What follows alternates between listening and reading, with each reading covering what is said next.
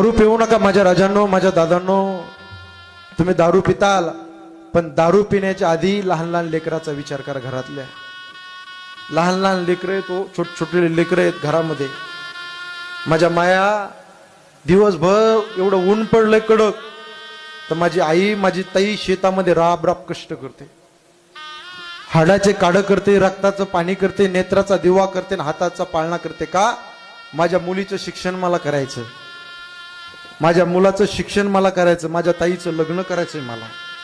राब राब कष्ट करते हो.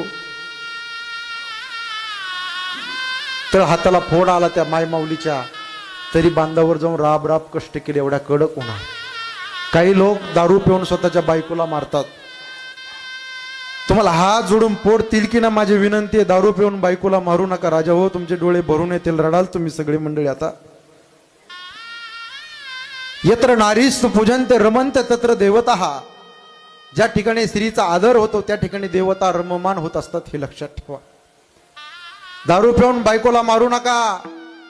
तुम्ही मारताल बायकोला, स्त्री एक लक्ष्मीचं रूप आहे, माराल दारू पिऊन, पण एक दिवस त्या माय माऊलीच्या तोंडातून निघणारा शब्द तो तुमच्या करता लाख लाख लाख वाटुळ करणार असेल, हे मात्र विसरू नका.